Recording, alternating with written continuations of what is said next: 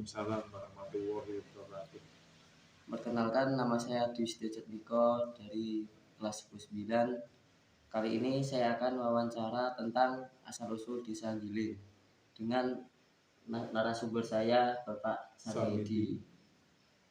Iya Pak, gimana asal-usul Desa Giling kok bisa jadi namanya itu Desa Giling? Ya begini, asal-usul Desa Giling, pada zaman dulu ada sebuah kerajaan yang namanya adalah Kerajaan Giling Musi. Kerajaan Giling Musi ini dulu diperintah oleh seorang raja yang arif dan bijaksana, namanya Prabu Giling Musi.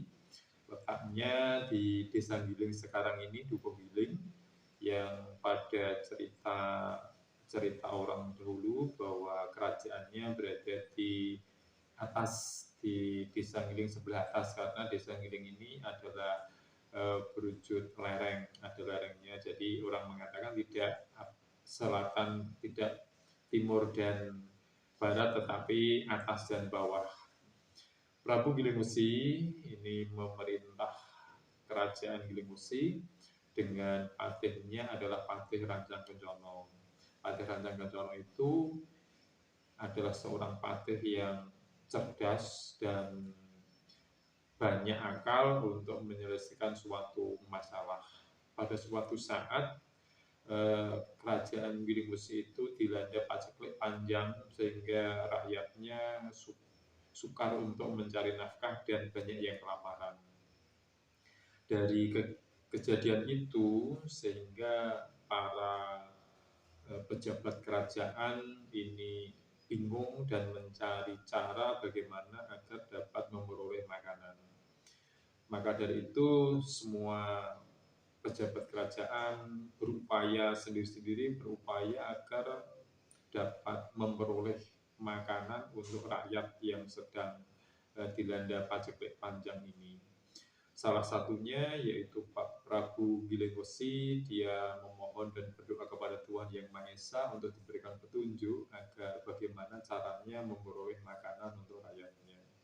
Sehingga pada suatu saat dia memperoleh petunjuk agar memasak talas, tapi dengan cara membakarnya dengan sekam padi. Karena pada saat itu sebelumnya talas ini adalah tidak enak dimakan, ya karena gatal ya kalau dimakan, maka rakyat pada saat itu tidak memakan talas. Tetapi setelah dibakar dengan abu sekam padi itu rasanya menjadi enak, dan Sang Prabu menginstruksikan kepada semua masyarakat Giling agar memasak padi sebagai pengganti beras dan pengganti makanan yang tidak ada. Mendengar hal itu, Sang Patih Rancang Kencono tidak terima karena dia merasa yang paling pintar dan paling hebat, tapi tidak mampu untuk menemukan solusi masalah paceklik itu, sehingga beradu mulut dengan Sang Prabu, pertengkaran pun tidak bisa dielakkan. Hari demi hari mereka berdua ini selalu bertengkar, dan akhirnya pertengkaran ini semakin meluas. Beberapa pejabat kerajaan pun terpecah menjadi kubu Sang Prabu dan kubu Sang Patih. Pada sore hari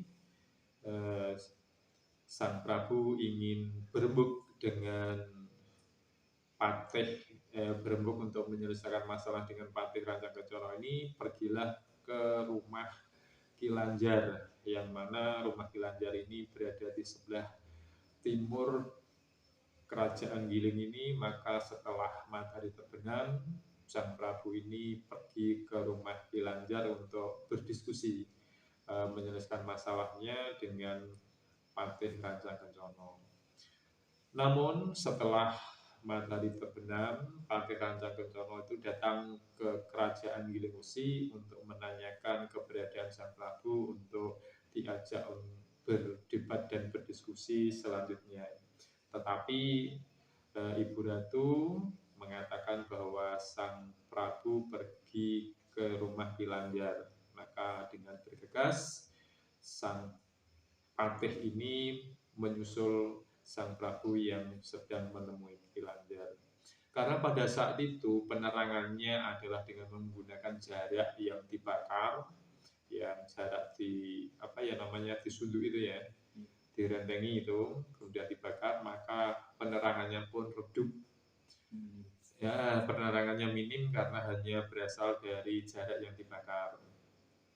Setelah sampai ke rumahnya Kilanjar, sang Patih ini mengintip dari balik dindingnya, karena dinding rumahnya terbuat dari anyaman bambu. Dari celah-celah dinding itu diintip siapa yang berada di dalam. Karena penerangannya kurang jelas, maka dia bergumam, kok ora enon, diinjen ora enon, diinjen ora enon. Maksudnya ora enon ini bahasa Jawa adalah tidak jelas, tidak jelas siapa yang ada di dalam. Mendengar suara berisik dari luar, kemudian Kilanjar menyaut, apa? Jenon, ya, ora enon, jenon, ora enon. Ya, itu berulang kali dengan bersaut-sautan yang di luar dengan Kilanjar. Akhirnya Kilanjar tahu bahwa itu adalah suara Sang Patih yang sedang mencari Sang Prabu. Dengan bergegas, Sang Prabu disuruh pergi lewat pintu belakang, kemudian Sang Patih ditemui lewat pintu depan. Dan karena mereka saling bersautan jenon jenon jenon begitu, diinjen ora enon bahasa Jawanya, itu bahasa Indonesianya dilihat diintip tidak jelas. Diintip tidak jelas itu kalau bahasa Jawa diinjen ora enon. Maka tempat Kilanjar itu sampai sekarang ini diberi nama Jenon. Maka jadilah desa Jenon. Karena itu tadi dengan perkataan Kilanjar Jenon, diinjen ora enon, padahal dari luar diinjen ora enon, tapi Kilanjar menyebutnya Jenon gitu. Akhirnya Sang Prabu lari lewat pintu belakang dan menuju ke arah barat. Waktu sudah malam, berlari terus, kemudian sampailah karena lelah di tengah malam, di dalam gelap, bertemu dengan gua, sampai di gua, kemudian dia tidur di gua ini Sang Prabu. Setelah masuk ke gua dan tidur, dia terbangun sampai di tepi gua, kemudian kembali lagi ke dalam gua dan terbangun lagi sampai pagi berulang-ulang. Ternyata gua itu adalah gua yang miring, sehingga dia selalu gelundung-gelundung itu apa ya? Selalu ya menggelundung ke tepi gitu ya, ke tepi gua, sehingga pagi-pagi itu dia baru sadar bahwa gua yang dia tempati untuk tidur semalam adalah miring. Oleh sebab itu di tempat itu dinamakan gua miring, disebut gua miring. Dan dia kemudian setelah pagi dia duduk sambil merenung dan mengatakan, oh kalau begitu tempat ini ya disebut gua miring karena semalam saya selalu tidurnya menggelundung ke tepi karena guanya miring. Dan sampai sekarang desa tersebut dinamakan desa Gua Miring. Kemudian dia pagi-pagi duduk di tepi gua dan tidak jauh kemudian terlihat Sang Patih ini selalu mengejarnya, dikejar terus, dan melihat Sang Patih agak dekat, dia berlari ke arah barat. Sang Ratu Gilengusi ini, Sang Prabu Gilengusi ke arah barat, berlari terus untuk menjauh. Sebenarnya Sang Prabu ini juga kalau beradu fisik dengan Sang Patih, adu kesaktian tidak kalah dengan Sang Patih, tetapi dia sebagai pemimpin arif dan bijaksana, dia mengalah agar masyarakat tetap tenang dan tidak terpecah belah. Dengan itu dia pergi menjauh, tidak meladeni dari kehendak Sang Patih yang sedang marah. Dia berlari ke arah barat karena semalam tidak minum. Sampailah di tempat Mbah Singo, di situ dia minta minum. kepada Mbah Singo, dan karena masih pagi-pagi eh, Mbah Singo ini belum punya minuman, diambilkan sebuah kelapa degan itu ya, kelapa muda, kemudian kelapa muda ini dikupas dengan bambu yang sudah runcing sebelah, yang pada saat itu bambu ini sebagai patok untuk tungku, patok untuk tungku, karena zaman dulu tungku ini terbuat dari bonggol pisang yang tiga itu ya, bonggol pisang tiga kemudian dipatoki, maka patok itu terbuat dari bambu kuning.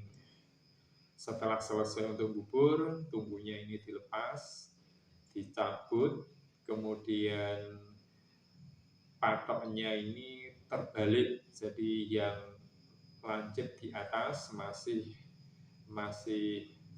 di bonggol pisangnya itu, yang tumpul di bawah. Dan di tempat yang runcing inilah dipakai untuk mengupas kelapa yang akan dipakai untuk memberi minum Sang Prabu.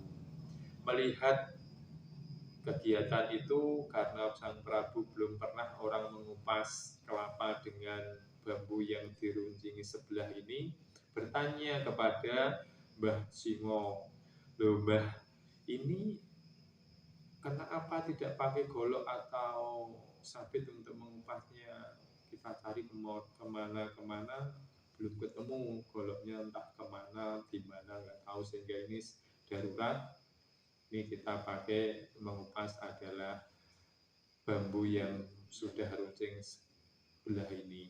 Loh, apa namanya itu? Ini nih orang sini namanya serumbat, begitu ya. Jadi serumbat, dia juga bingung namanya serumbat. Oh begitu, kalau begitu tempat ini besoknya kalau menjadi desa namanya Desa Serumbat, karena ini asal mulanya.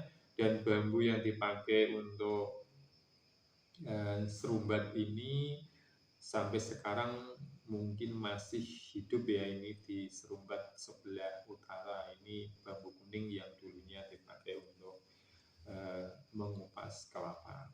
Setelah minum, dia menjauh dari kejaran Patih Rancang Kencono ini ke arah barat, menyeberangi sungai ke arah barat, naik di atas bukit. Di sana dia istirahat sejenak karena dia sudah lelah untuk berjalan. Naik di atas bukit, dan dari atas bukit itulah Sang Prabu mengawasi pergerakan dan perjalanan dari Patih Rancang Kencono yang selalu mengejarnya. Setelah melihat dekat, Sang Prabu ini kemudian turun, berlari menjauh, dan sambil bersembunyi. Bahasa Jawa ini, kalau bahasa Jawa adalah jelingker. Jelingker itu bahasa Jawa, yang bahasa Indonesia adalah bersembunyi di dalam semak-semak, itu namanya jelingker.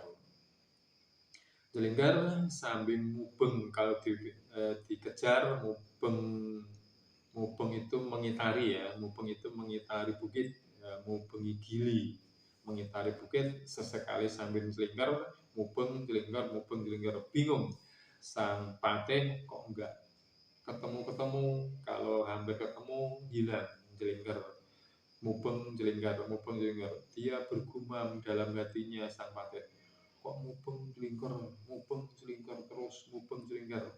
Pada saat itu ada yang mendengar dari bawah, apa di atas kok ada suara mubeng jelingker, kok bengker begitu ya. Maka dari itu desa tersebut dari bawah mengatakan, oh bengker. Ya, desa itu sekarang dinamakan Desa Bengker. Dan Desa Bengker ini adalah desa yang berada di seberang sungai, yang berada di sebelah barat Desa Giling yang sekarang.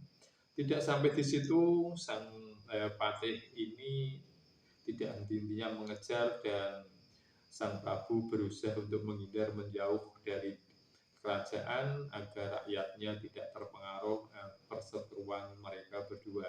Dia berjalan menjauh dari kerajaan, naik menyusuri bukit dan ke barat. Di sana dia melihat banyak sekali pohon-pohon gelagah. Dia bersembunyi di semak-semak pohon gelagah itu dan hilang dari pandangan Patih Rancang Kencono. Bingung karena tadi di sini di tempat pohon gelagah ini kok tidak ada, dan muncul lagi di tempat yang lebih jauh juga bersembunyi di semak-semak pohon gelagah itu. Maka Sang Prabu kesal, Sang Patih Rancang Kencono kesal, kemudian gelagah itu diumpat, kalau begitu gelagah kamu yang menghalang-halangi saya. Maka dari itu tempat itu dinamakan Desa Gelagah. Itu ya, sampai di situ saja ya.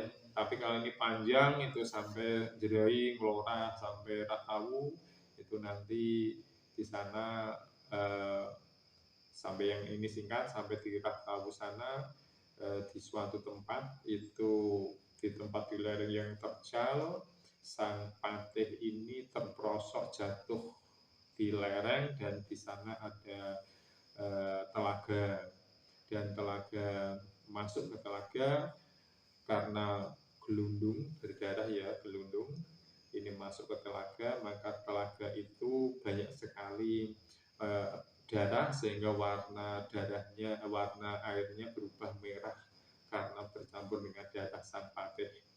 Melihat keadaan itu, Sang Prabu walaupun tadi sudah dikejar-kejar dari awal sampai di tempat sana, dia tidak tega kemudian ditolong karena tidak kelihatan dan tenggelam di danau